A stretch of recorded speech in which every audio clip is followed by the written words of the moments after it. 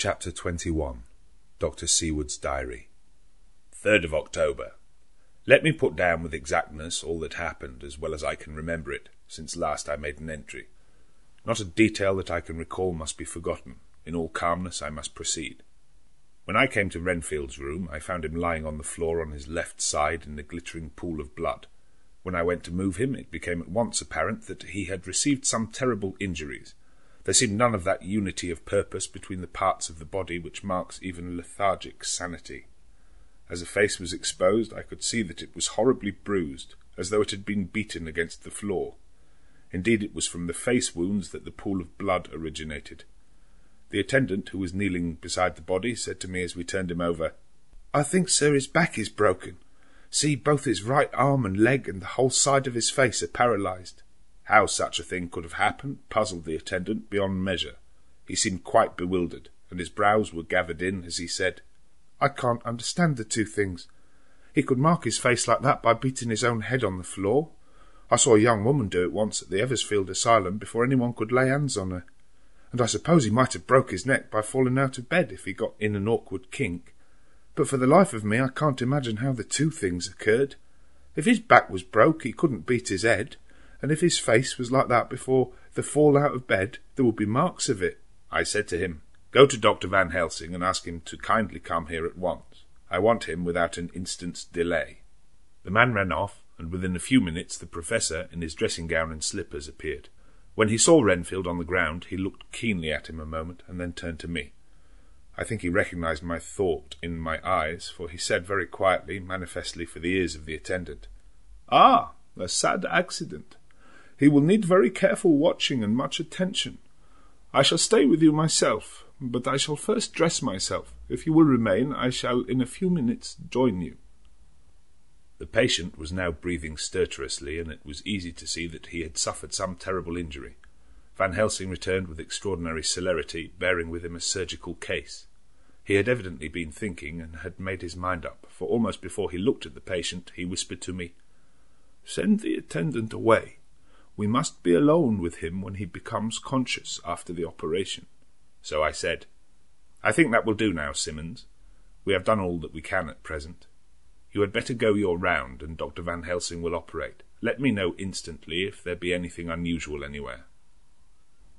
The man withdrew, and we went into a strict examination of the patient. The wounds of the face was superficial. The real injury was a depressed fracture of the skull, extending right up through the motor area.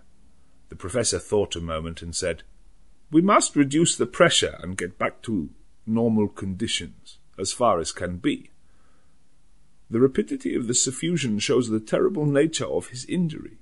The whole motor area seems affected. The suffusion of the brain will increase quickly, so we must trepanne at once, or it may be too late." As he was speaking, there was a soft tapping at the door. I went over and opened it, and found in the corridor without Arthur and Quincy in pyjamas and slippers. The former spoke. "I heard your man call up Dr. Van Helsing and tell him of an accident.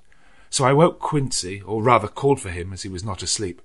Things are moving too quickly and too strangely for sound sleep for any of us these times.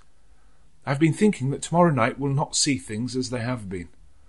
We'll have to look back and forward a little more than we have done. May we come in?" I nodded and held the door open till they had entered. Then I closed it again. When Quincy saw the attitude and state of the patient and noted the horrible pool on the floor, he said softly, "My God, what has happened to him? Poor devil." I told him briefly, and added that we expected he would recover consciousness after the operation, for a short time at all events. He went at once and sat down on the edge of the bed with Godalming beside him. We all watched in patience. "We shall wait," said Van Helsing, "just long enough to fix the best spot for trephining, so that we may most quickly and perfectly remove the blood clot, for it is evident that the hemorrhage is increasing." The minutes during which we waited passed with fearful slowness. I had a horrible sinking in my heart, and from Van Helsing's face I gathered that he felt some fear or apprehension as to what was to come. I dreaded the words that Renfield might speak. I was positively afraid to think, but the conviction of what was coming was on me, as I have read of men who have heard the death watch. The poor man's breathing came in uncertain gasps. Each instant he seemed as though he would open his eyes and speak, but then would follow a prolonged stertorous breath, and he would relapse into a more fixed insensibility. Inured as I was to sick beds and death, this suspense grew and grew upon me. I could almost hear the beating of my own heart, and the blood surging through my temples sounded like blows from a hammer. The silence finally became agonizing. I looked at my companions one after another, and saw from their flushed faces and damp brows that they were enduring equal torture. There was a nervous suspense over us all, as though overhead some dread bell would peal out powerfully when we should least expect it. At last there came a time when it was evident that the patient was sinking fast. He might die at any moment. I looked up at the professor and caught his eyes fixed on mine. His face was sternly set as he spoke. "There is no time to lose. His words may be worth many lives. I have been thinking so as I stood here. It may be there is a soul at stake. We shall operate just above the ear." Without another word he made the operation. For a few moments the breathing continued to be stertorous. Then there came a breath so prolonged that it seemed as though it would tear open his chest. Suddenly his eyes opened and became fixed in a wild, helpless stare. This was continued for a few moments, then it softened into a glad surprise, and from his lips came a sigh of relief. He moved convulsively, and as he did so said, "I'll be quiet, Doctor. Tell them to take off the strait waistcoat. I have had a terrible dream, and it has left me so weak that I cannot move. What's wrong with my face? It feels all swollen and it smarts dreadfully." He tried to turn his head, but even with the effort his eyes seemed to grow glassy again, so I gently put it back. Then Van Helsing said in a quiet, grave tone, "Tell us your dream, Mr. Renfield." As he heard the voice, his face brightened through its mutilation, and he said, "That is Dr. Van Helsing. How good it is of you to be here. Give me some water, my lips are dry, and I shall try to tell you. I dreamed—" He stopped and seemed fainting. I called quietly to Quincy, "The brandy. It is in my study. Quick." He flew and returned with a glass, the decanter of brandy, and a carafe of water. We moistened the parched lips, and the patient quickly revived. It seemed, however, that his poor injured brain had been working in the interval, for when he was quite conscious he looked at me piercingly with an agonized confusion which I shall never forget, and said, "I must not deceive myself. It was no dream, but all a grim reality." Then his eyes roved round the room. As they caught sight of the two figures sitting patiently on the edge of the bed, he went on, "If I were not sure already, I would know from them." For an instant his eyes closed, not with pain or sleep, but voluntarily, as though he were bringing all his faculties to bear. When he opened them, he said hurriedly, and with more energy than he had yet displayed, "Quick, Doctor, quick! I am dying. I feel that I have but a few minutes, and then I must go back to death, or worse. Wet my lips with brandy again.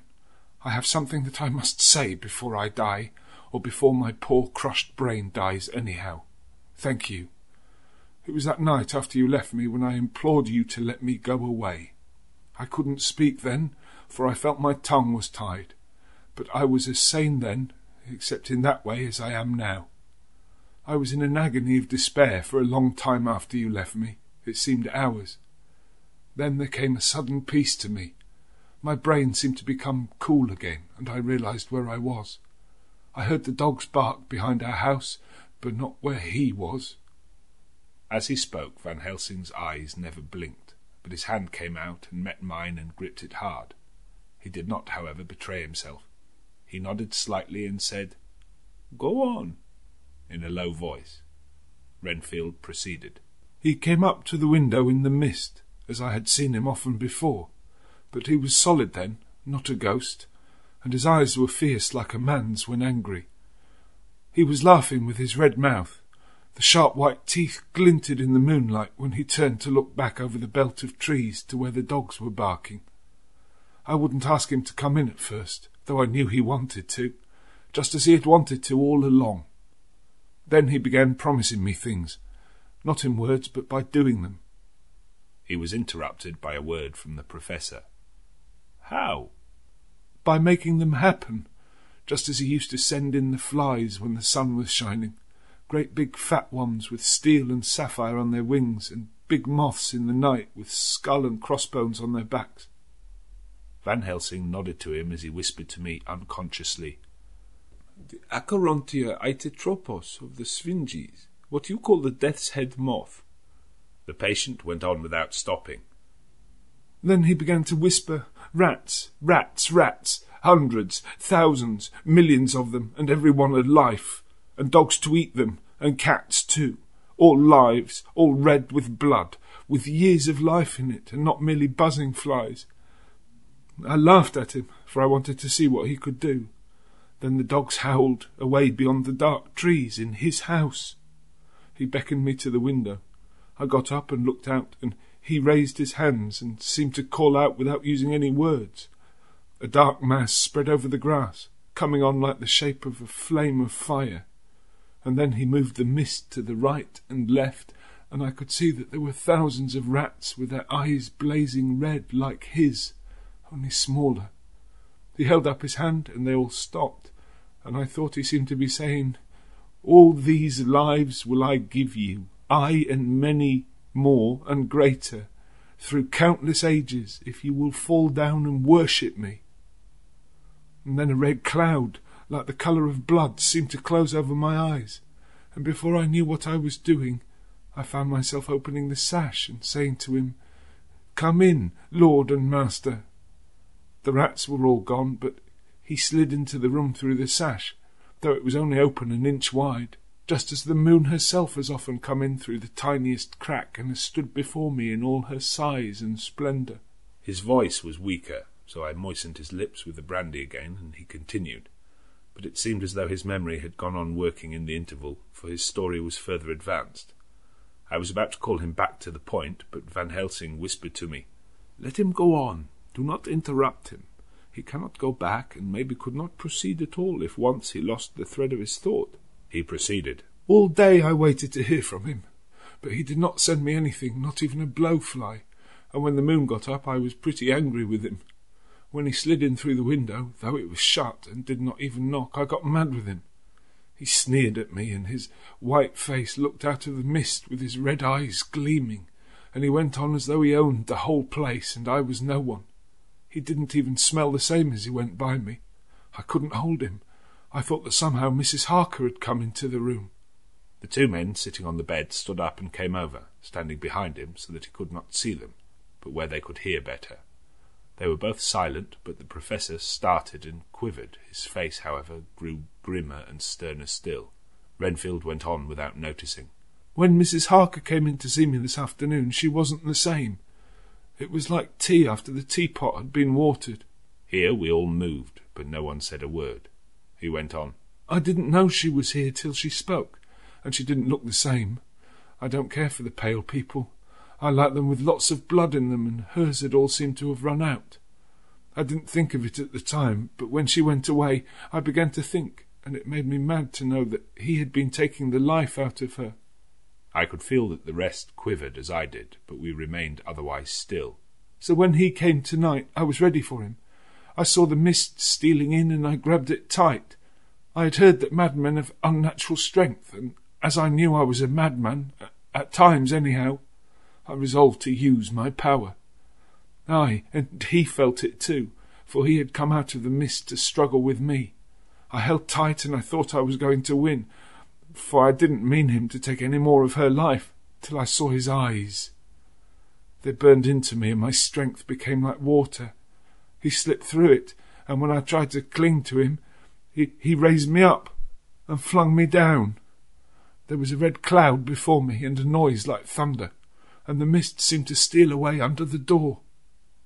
His voice was becoming fainter, and his breath more stertorous. Van Helsing stood up instinctively. "We know the worst now," he said. "He is here, and we know his purpose. It may not be too late. Let us be armed, the same as we were the other night, but lose no time. There is not an instant to spare." There was no need to put our fear, nay, our conviction, into words. We shared them in common. We all hurried and took from our rooms the same things we had when we entered the Count's house. The professor had his ready, and as we met in the corridor he pointed to them significantly as he said, They never leave me, and they shall not till this unhappy business is over. Be wise also, my friends, it is no common enemy that we deal with. Alas, alas, that dear Madam Mina should suffer." He stopped. His voice was breaking, and I do not know if rage or terror predominated in my own heart.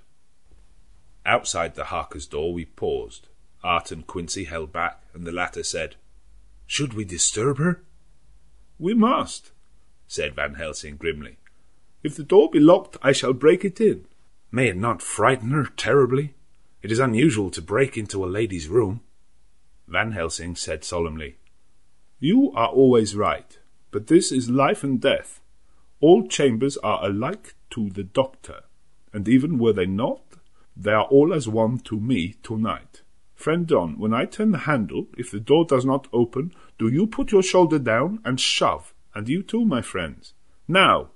He turned the handle as he spoke, but the door did not yield. We threw ourselves against it. With a crash it burst open, and we almost fell headlong into the room. The professor did actually fall, and I saw across him as he gathered himself up from hands and knees. What I saw appalled me. I felt my hair rise like bristles on the back of my neck, and my heart seemed to stand still. The moonlight was so bright that through the thick yellow blind the room was light enough to see. On the bed beside the window lay Jonathan Harker, his face flushed and breathing heavily as though in a stupor. Kneeling on the near edge of the bed, facing outwards, was the white-clad figure of his wife. By her side stood a tall, thin man, clad in black. His face was turned from us, but the instant we saw, we all recognized the Count, in every way, even to the scar on his forehead.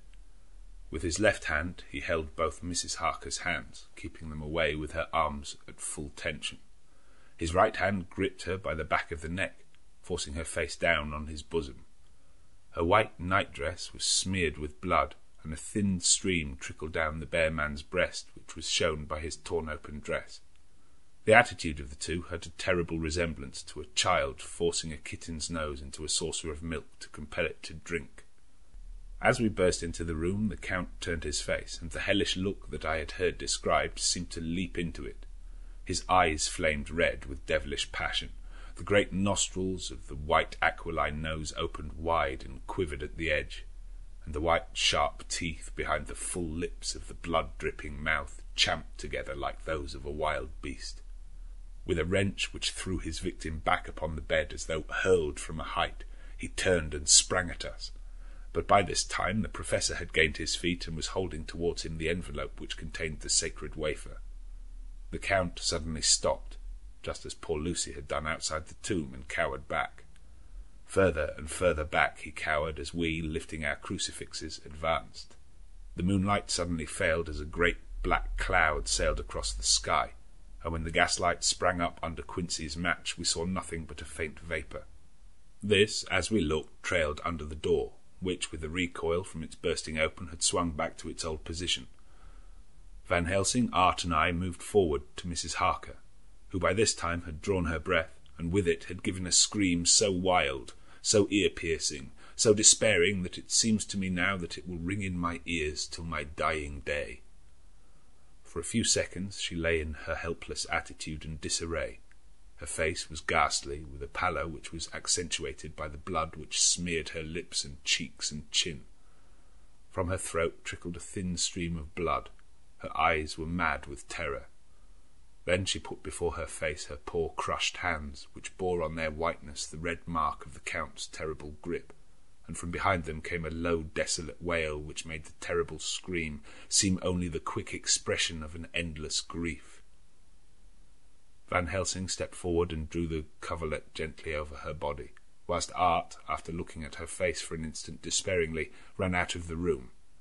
Van Helsing whispered to me, "Jonathan is in a stupor such as we know the vampire can produce. We can do nothing with poor Madam Mina for a few moments till she recovers herself. I must wake him." He dipped the end of the towel in cold water, and with it began to flick him on the face, his wife all the while holding her face between her hands and sobbing in a way that was heartbreaking to hear. I raised the blind and looked out of the window. There was much moonshine, and as I looked I could see Quincy Morris run across the lawn and hide himself in the shadow of the great yew tree. It puzzled me to think why he was doing this, but at the instant I heard Harker's quick exclamation as he woke to partial consciousness and turned to the bed. On his face, as there might well be, was a look of wild amazement.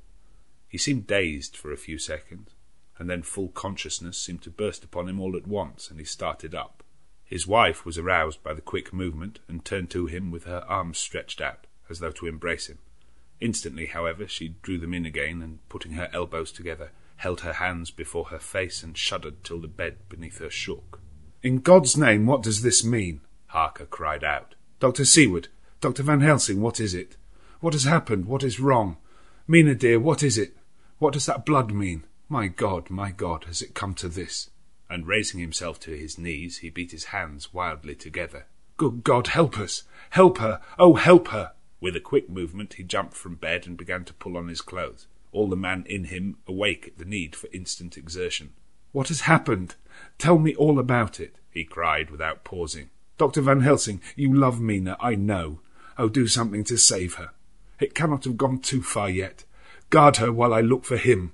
His wife, through her terror and horror and distress, saw some sure danger to him. Instantly forgetting her own grief, she seized hold of him and cried out, No, Jonathan, you must not leave me. I have suffered enough tonight, God knows, without the dread of his harming you.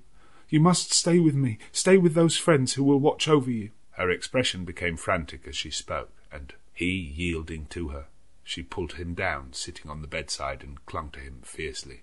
Van Helsing and I tried to calm them both.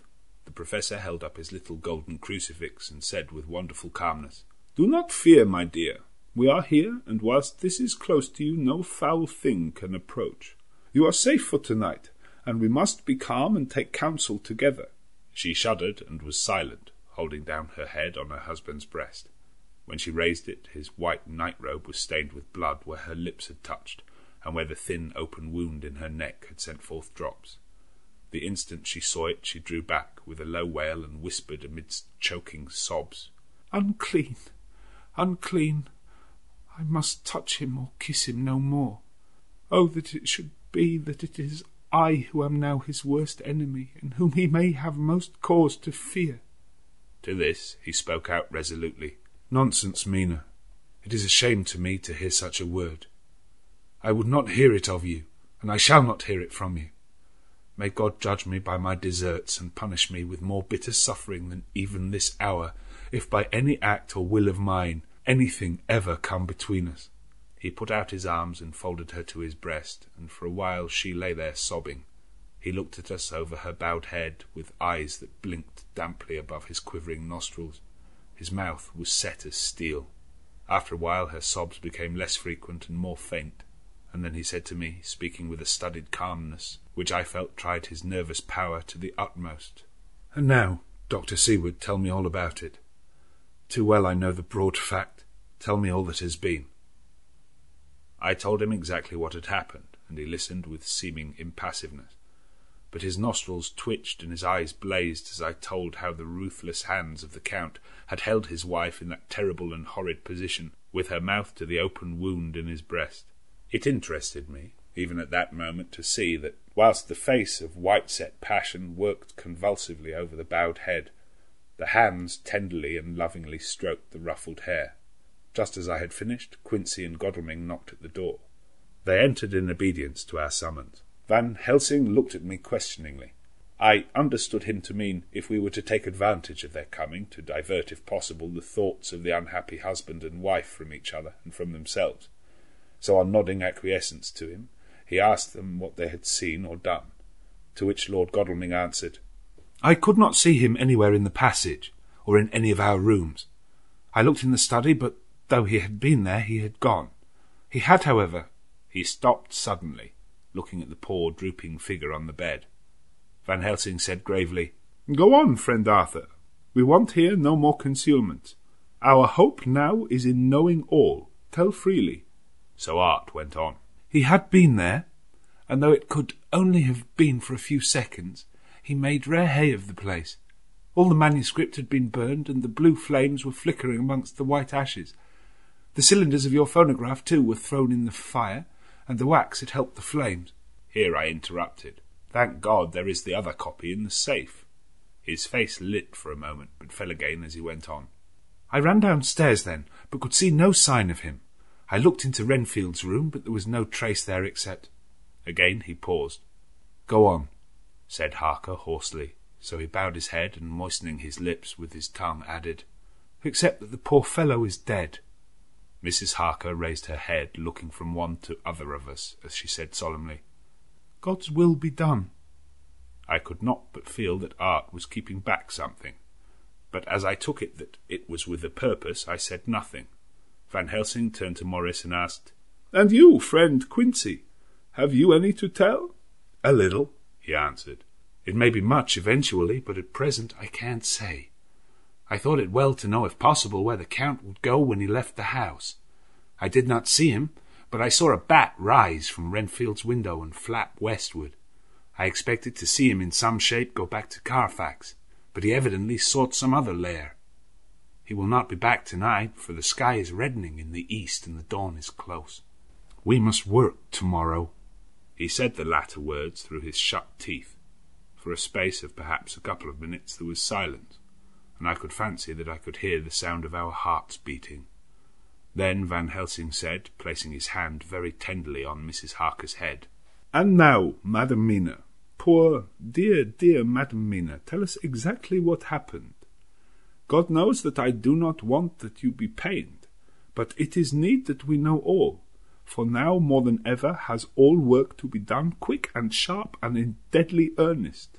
The day is close to us that must end all, if it may be so, and now is the chance that we may live and learn. The poor dear lady shivered, and I could see the tension of her nerves as she clasped her husband closer to her and bent her head lower and lower still on his breast. Then she raised her head proudly and held out one hand to Van Helsing, who took it in his, and after stooping and kissing it reverently, held it fast. The other hand was locked in that of her husband, who held his other arm thrown round her protectingly. After a pause in which she was evidently ordering her thoughts, she began. I took the sleeping draught which you had so kindly given me, but for a long time it did not act. I seemed to become more wakeful, and myriads of horrible fancies began to crowd in upon my mind, all of them connected with death and vampires, with blood and pain and trouble. Her husband involuntarily groaned as she turned to him and said lovingly, Do not fret, dear. You must be brave and strong and help me through the horrible task. If you only knew what an effort it is to me to tell of this fearful thing at all, you would understand how much I need your help.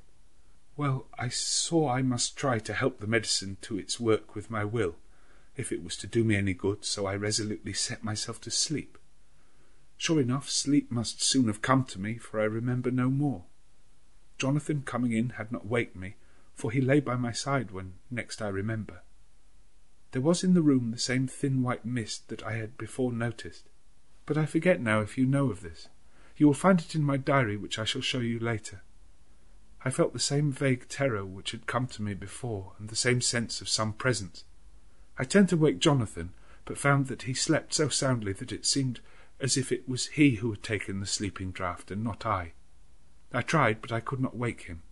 This caused me a great fear, and I looked around terrified. Then indeed my heart sank within me. Beside the bed, as if he had stepped out of the mist, or rather as if the mist had turned into his figure, for it had entirely disappeared, stood a tall, thin man, all in black. I knew him at once from the description of the others. The waxen face, the high aquiline nose on which the light fell in a thin white line, the parted red lips with the sharp white teeth showing between, and the red eyes that I had seemed to see in the sunset on the windows of St. Mary's Church at Whitby. I knew too the red scar on his forehead where Jonathan had struck him. For an instant my heart stood still, and I would have screamed out, only that I was paralysed. In the pause he spoke, in a sort of keen, cutting whisper, pointing as he spoke to Jonathan. Silence!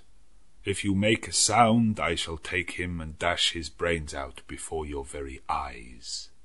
I was appalled, and was too bewildered to do or say anything.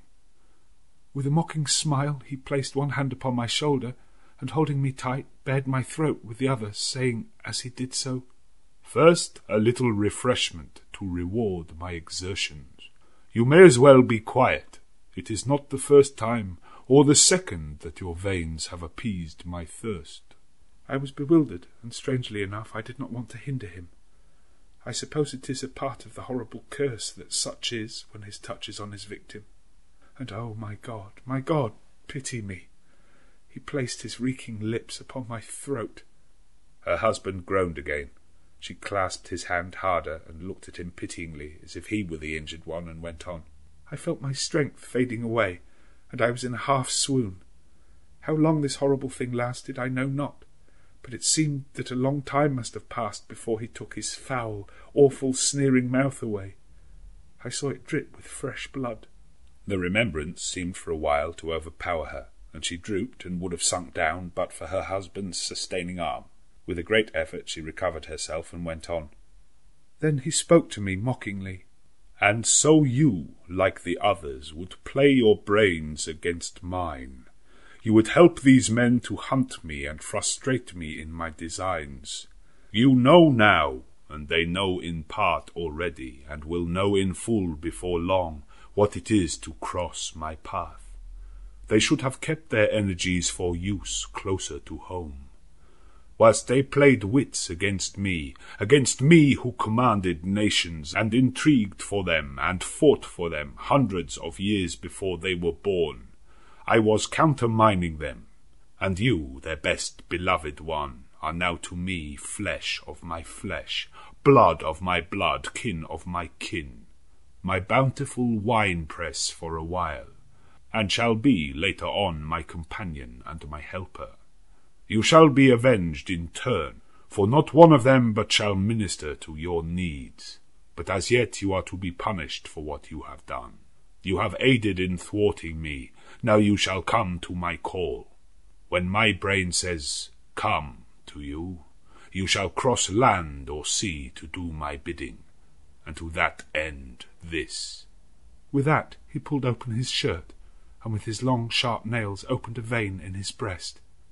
When the blood began to spurt out, he took my hands in one of his, holding them tight, and with the other seized my neck and pressed my mouth to the wound, so that I must either suffocate or swallow some of it.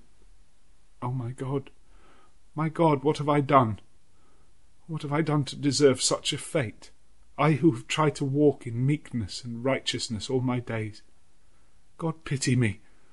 Look down on a poor soul in worse than mortal peril, and in mercy pity those to whom she is dear." Then she began to rub her lips as though to cleanse them from pollution. As she was telling her terrible story, the eastern sky began to quicken, and everything became more and more clear. Harker was still and quiet, but over his face, as the awful narrative went on, came a grey look which deepened and deepened in the morning light, till when the first red streak of the coming dawn shot up, the flesh stood darkly out against the whitening hair. We have arranged that one of us is to stay within call of the unhappy pair till we can meet together and arrange about taking action. Of this I am sure. The sun rises today on no more miserable house in all the great round of its daily course.